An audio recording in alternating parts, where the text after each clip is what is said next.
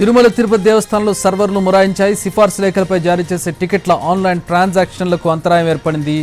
ఆఫ్లైన్లో ఎంబీసీ వద్ద టీటీడీ టికెట్లు జారీ చేయడంతో అక్కడ భక్తులు క్యూ కట్టారు.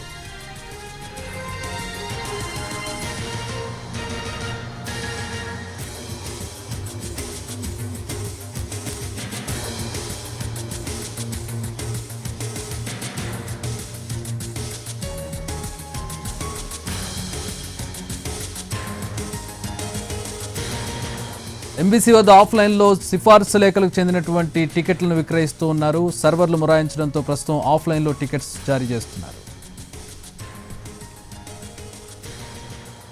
టీటీడీ సర్వర్లు మొరాయించే దీంతో భక్తులు కాస్త ఇబ్బంది పడుతూ ఉన్నారు.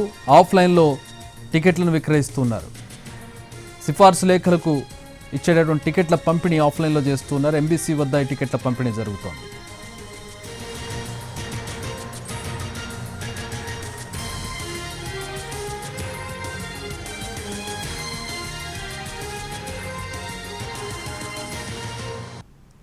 తిరుమల టీటీడీ సర్వర్లు మొరాయించాయి. దీంతో టికెట్ల పంపిణీ ఆఫ్లైన్లో చేస్తూ ఉన్నారు. దీనికి సంబంధించి మరిన్ని వివరాలు అందించడానికి మా ప్రతినిధి మోహన్ ప్రసాద్ తిరుమల నుంచి జాయిన్ అవుతున్నారు. మోహన్, సర్వర్లు మొరాయించినట్టుగా తెలుస్తుంది. ఏంటి ప్రాబ్లం ఏంటి? దీనికి ఎప్పటికీ సొల్యూషన్ దొరికే అవకాశం ఉంది?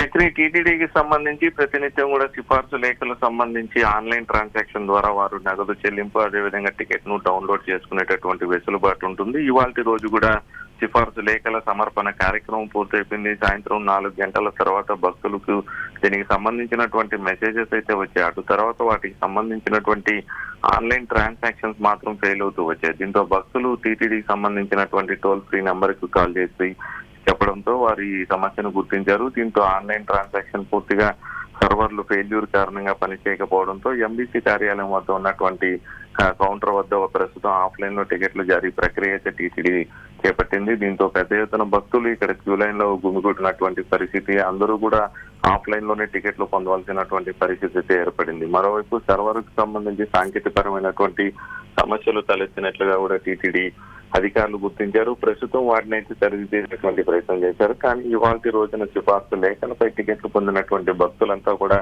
ఎంబీసీ 34 వద్ద ఉన్నటువంటి కౌంటర్ ద్వారానే టికెట్లు పొందవలసిన పరిస్థితి అయితే ఏర్పడింది. మరోవైపు వసతి గదులకు సంబంధించిన కేటాయింపు ప్రక్రియ మాత్రం ఆన్లైన్ ట్రాన్సాక్షన్స్ ద్వారానే ప్రస్తుతం టీటీడీ అయితే కొనసాగిస్తుంది. Thanks for the updates Mohan.